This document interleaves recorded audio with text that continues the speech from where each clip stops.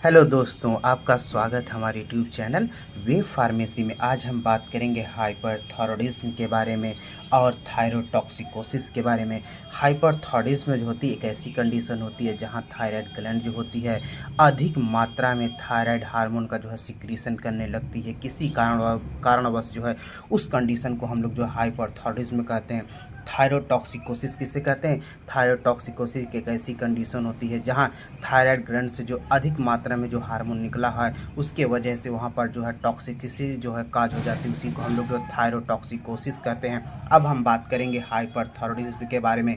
Hyperthyroidism is an over active thyroid condition. Hyperthyroidism जो होती है एक ऐसी कंडीशन होती है जहाँ थायराइड ग्लैंड जो होती है वो जो है ओवर एक्टिव हो जाती है। ओवर एक्टिव का मतलब होता है अधिक क्रियाशील हो जाती है। और आगे हम बात करेंगे वेयर जहाँ excessive synthesis and secretion of thyroid hormone by the thyroid gland, जहाँ जो होती है थायराइड ग्लैंड्स के द्वारा थायराइड हार्मोन का जो है अधिक मात्रा में सिक्रीशन और जो है संश्लेषण जो है होने लगता है। इज टर्म, इसी शब्द को हम लोग जो है हाइपरथायरॉयडिज्म कहते हैं। अब हम बात करेंगे थायरोटॉक्सिकोसिस के बारे में। इज ए टॉक्सिक कंडीशन, ये एक जो होती है एक टॉक्सिक कंडीशन होती है, यानी कि दशा है। डेवलपिंग, ये कैसे डेवलप होता है? ड्यू टू मतलब किसके कारण? Excessive secretion of thyroid hormone, जो थायराइड हार्मोन होते हैं उनसे जब अधिक मात्रा में जो है थायराइड ग्लैंड से जो है थायराइड हार्मोन का जो है जब अधिक मात्रा में जब सिक्रीशन होने लगता है तो टॉक्सिक कंडीशन जो है क्रिएट हो जाती है। उसी को हम लोग जो है थायरोटॉक्सिकोसिस कहते हैं। अब हम बात करेंगे इसके इटियोलॉजी के बारे में। आइए देखते हैं इसमें study of factor causing disease. हम इटियोलॉजी में जो है फैक्टर के बारे में जो स्टडी करते हैं जिनके कारण जो है डिसीज जो है उत्पन्न होती है। अगर हम इसमें फर्स्ट की बात करें, ग्रेव्स डिसीज, जो ऑटो इम्यून सिस्टम डिसऑर्डर के कारण जो होती है ग्रेव डिसीज होती है। आगे हम बात करेंगे excessive intake of thyroid hormone, जो थायराइड हार्मोन होते हैं जब उनको जो हम एक्सेसिव मात्रा में जो इंटेक करते हैं लेते हैं तब जो है हाइपरथायरॉयडिज्म हो जाता है। आगे हम बात करेंगे over production of thyroid hormone, जब थायराइड हार्मोन का जो ओवर प्रोडक्शन होने लगता है यानी कि अधिक मात्रा में जब प्रोडक्शन होने लगता है। नेक्स्ट की अगर हम बात करें इन्फ्लामेशन ऑफ थायराइड ग्लैंड, जो थायराइड ग्लैंड होती है अगर उसमें इन्फ्लामेशन हो जाए किसी कारणवश जो होती है तब भी हाइपरथायरॉयडिज्म हो जाती है। हम आगे बात करेंगे एक्सेसिव इंटेक ऑफ आयोडीन, अगर हम जो है आयोडीन की मात्रा जो अधिक मात्रा में जब इंटेक करते हैं तब भी जो हमको जो है हाइपरथायरॉयडिज्म हो जाती है। हम अगले नेक्स्ट नंबर की इसमें बात करेंगे thyroid gland in large abnormally, जब जो है एबनॉर्मल तरीके से जो थायराइड ग्लैंड होती है वो इनलार्ज हो जाए यानी कि बड़ी हो जाए। उसकी बात करेंगे जो है गॉइटर कंडीशन में जो होती है जो थायराइड ग्लैंड होती है वो एबनॉर्मल तरीके से जो इनलार्ज हो जाती है, उस कारण भी जो है हाइपरथायरॉयडिज्म जो है कंडीशन जो है क्रिएट हो जाती है। हम बात करेंगे इसके पैथोजेनेसिस के बारे में, किसके? हाइपरथायरॉयडिज्म के बारे में। यहाँ पैथोजेनेसिस का मतलब होता है कि रोग जनन की प्रक्रिया, यानी कि रोग कैसे उत्पन्न होता है। हम बात करेंगे इसमें पैथोफिजियोलॉजिकल फैक्टर होते हैं जो रोग को जो है उत्पन्न करते हैं, यानी कि जिससे रोग जो है उत्पन्न होता है। हम यहाँ जो है तीन वे के बारे में, तीन रास्तों के बारे में बात करेंगे। आप एग्जाम में किसी एक की भी पैथोजेनेसिस को लिख सकते हैं, वो पर्याप्त है। हम फर्स्ट की बात करेंगे इसमें ऑटो इम्यून डिसऑर्डर। आगे इसमें देखेंगे इन दिस, मतलब इसमें जो होता है बॉडी जो इम्यून सिस्टम, जो शरीर की जो इम्यून सिस्टम होता है मिस्टिकली माने होता है गलत तरीके से स्टार्ट प्रोड्यूसिंग एंटीबॉडी, जो एंटीबॉडी होती है उसको गलत तरीके से इसका उत्पादन जो है शुरू कर देती है। कार्ड, हम इसको क्या कहते हैं? Thyroid stimulating immunoglobulin. हम इसको जो है थायराइड स्टिमुलेटिंग इम्यूनोग्लोबिन्स कहते हैं। ये एक प्रकार की जो है एंटीबॉडी होती है, शॉर्ट फॉर्म में इसको हम लोग जो है टीएसआई कहते हैं। आगे इसमें अगर हम बात करेंगे तो टीएसआई जो थायराइड स्टिमुलेटिंग इम्यूनोग्लोबिन है antibody bind to the TSH, ये टीएसएच से जो है बाइंड हो जाती है रिसेप्टर से present on the thyroid cell, यानी थायराइड सेल में जो टीएसएच का जो रिसेप्टर होता है उससे टीएसआई एंटीबॉडी क्या हो जाती है? बाइंड हो जाती है। बाइंड होने के बाद क्या करती है देखेंगे इसमें दीज एंटीबॉडी, ये एंटीबॉडी जो टीएसआई एंटीबॉडी है मिमिक द रियल टीएसएच, जो रियल की जो टीएसएच होती है उसकी नकल कर लेती है। अब एंड कंटिन्यूसली सेंड सिग्नल, और लगातार जो होती है एक सिग्नल को जो है सेंड करती है। हम इसको अच्छे से बताएंगे अभी।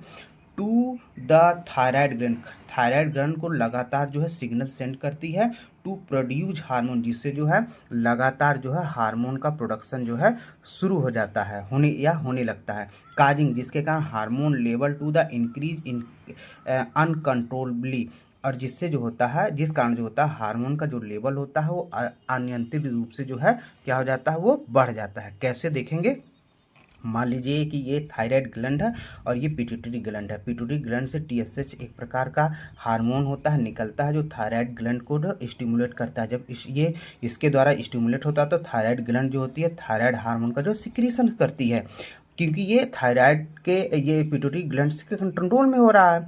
लेकिन जब इम्यून सिस्टम जो है डिस्टर्ब हो जाता है तो ये क्या करते हैं, एक प्रकार की एंटीबॉडी निकलता है जिसको कहते हैं टीएसआई।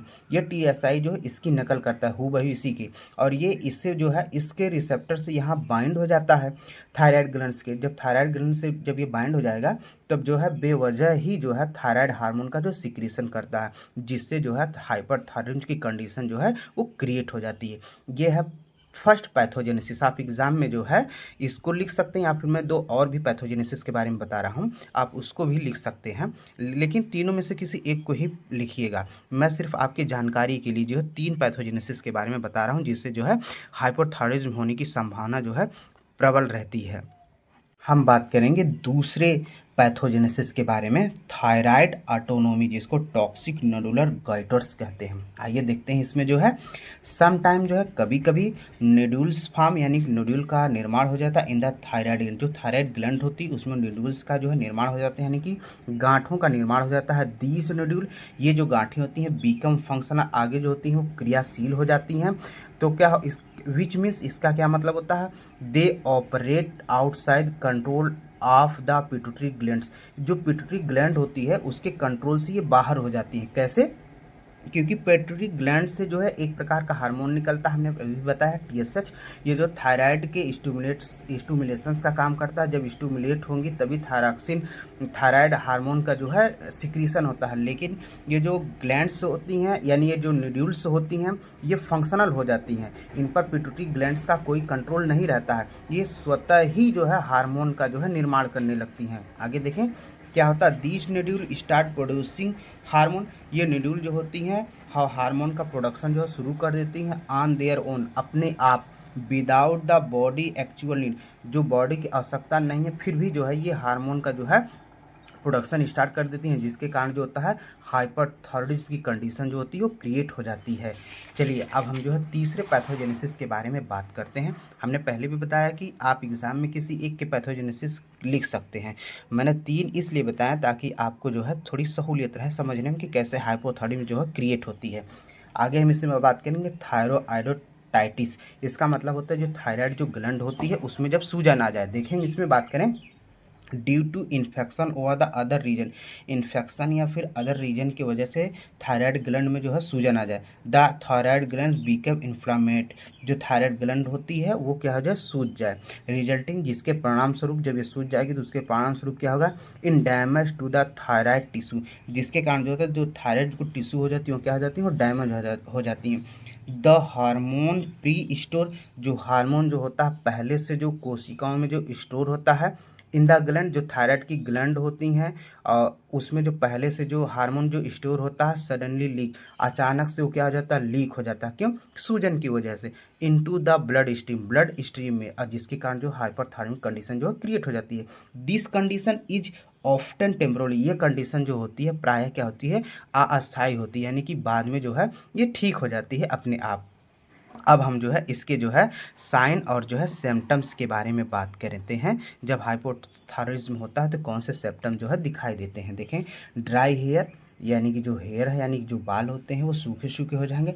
इन लार्ज थायराइड, जो थायराइड ग्लैंड होती है वो बड़ी हो जाती है। स्लो हार्ट रेट, जो हार्ट रेट होता है स्लो हो जाता है। फटीग, यानी आपको थकावट रहेगी।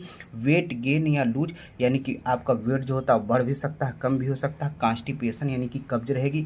डायरिया हो सकता है। मसल जो है वीक हो सकती है, कमज़ोर हो सकती है। इंक्रीज स्वेटिंग, यानी पसीना जो होता है वो बढ़ जाएगा। ब्लड विजन, यानी आपको जो है धुंधला दिखाई देगा। अब हम जो है इसके जो है कॉम्प्लिकेशंस के बारे में बात करेंगे। कॉम्प्लिकेशंस का मतलब होता है जटिलता, यानी कि जब डिसीज जो होती है वो अनकंट्रोल हो जाए तो क्या कंडीशन जो है क्रिएट करती है। हम इसमें फर्स्ट की अगर बात करेंगे, हार्ट प्रॉब्लम देखें क्या होता है।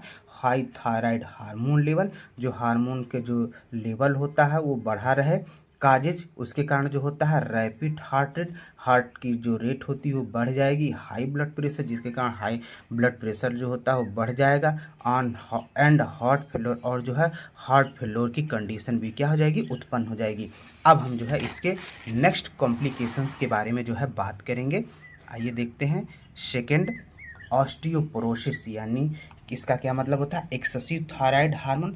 जब थायराइड जो हार्मोन होते हैं उनकी मात्रा जो है बहुत तेज़ी से जो है बढ़ने लगे। अब ऊपर बोन मेटाबॉलिज्म, जो बोन की जो मेटाबॉलिज्म होती है वो क्या हो जाती है, बढ़ जाती है, लीडिंग आगे क्या हो जाता है टू रिड्यूस बोन डेंसिटी, जिसके कारण जो है बोन की जो डेंसिटी होती है यानी कि घनत्व जो होता है वो कम हो जाता है। रिड्यूस का मतलब होता है कम हो जाती है। And higher risk of fracture, और जो है फ्रैक्चर की जो कंडीशन होती है वो क्या हो जाती है, बढ़ जाती है। हम इसके अगले कॉम्प्लिकेशंस के बारे में बात करेंगे। आई डिसीज, जिसको जो है ग्रेव्स ऑप्थेल्मोपैथी कहते हैं, देखेंगे। कॉमन इन ग्रेव्स डिसीज, जो ग्रेव्स डिसीज होती है उसमें कॉमन रूप से जो है ये पाया जाता है। दिस काज, ये कारण जो होता है इन्फ्लामेशन, उसमें जो है इन्फ्लामेशन हो जाता है। बुलिंग मतलब होता है आंखें जो होती हैं वो बाहर की तरफ दिखाई देंगी, आपको उठी हुई दिखाई देंगी। किसमें, जो ग्रेव्स जो डिसीज होती है उसमें एक कॉमन रूप से ये लक्षण जो है पाए जाते हैं। आगे बात करेंगे, रेडनेस, लालिमा, स्वेलिंग, सूजन एंड पोटेंशियल विजन लूज, जो विजन की जो पोटेंसी होती है वो क्या हो जाती है, लूज हो जाता है। इफ़ लेफ्ट अनट्रीटेड, अगर हम जो है इसका जो है ट्रीटमेंट जो है छोड़ देते हैं तो ऐसी कंडीशन जो है दिखाई देती है। हम अगले कॉम्प्लिकेशंस के बारे में बात करेंगे। प्रेगनेंसी कॉम्प्लिकेशन, ये प्रेगनेंसी में जो है जटिलता देखेंगे कैसे। इफ़ अनकंट्रोल हाइपरथायरॉयडिज्म, अगर जो हाइपरथायरॉयडिज्म जो होती है वो अनकंट्रोल हो जाए यानी नियंत्रण से बाहर हो जाए, कैन लीड, आगे क्या हो सकता, टू प्रीमेच्योर बर्थ, यानी कि जन्म से समय से पहले बच्चे का जन्म। High blood pressure and low birth weight, यानी कि बच्चा जब पैदा होगा उसका जो वेट होगा वो क्या हो रहेगा, वो कम रहेगा। हम अगर नेक्स्ट कॉम्प्लिकेशंस की बात करेंगे, इसमें जो है मेंटल एंड फिजिकल फटीग देखेंगे। सेवरल मसल्स वीकनेस, यानी कि जो मसल होती है वो गंभीर रूप से क्या हो जाएगी, वीक हो जाएगी। क्रोनिक फटीग, और पुरानी जो है थकावट। Anxiety and severe irritability are common if not manage, अगर हम हाइपरथायरॉयडिज्म को जो है सही तरीके से मैनेज नहीं करते हैं तो गंभीर जो है इरिटेबिलिटी हो जाती है। ये अब हम बात करते हैं इसके डायग्नोसिस के बारे में। अगर हम इसके फर्स्ट डायग्नोसिस के बारे में बात करेंगे तो ब्लड टेस्ट, जिसको थायराइड फंक्शन टेस्ट भी कहते हैं, इसके द्वारा जो हम इसकी डायग्नोसिस करते हैं।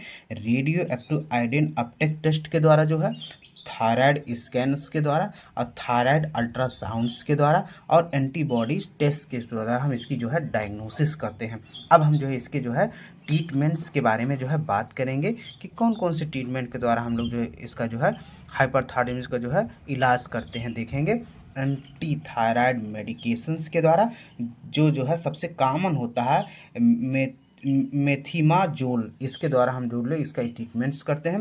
रेडियो एक्टिव आयोडीन थेरेपी के द्वारा, सर्जरी के द्वारा। अब बीटा ब्लॉकर, यहाँ बीटा ब्लॉकर का मतलब जो हार्ट रेट जो बढ़ गया है उसको कम करने के लिए यहाँ पर इसका यूज किया जाता है बीटा ब्लॉकर मेडिसिन का। ये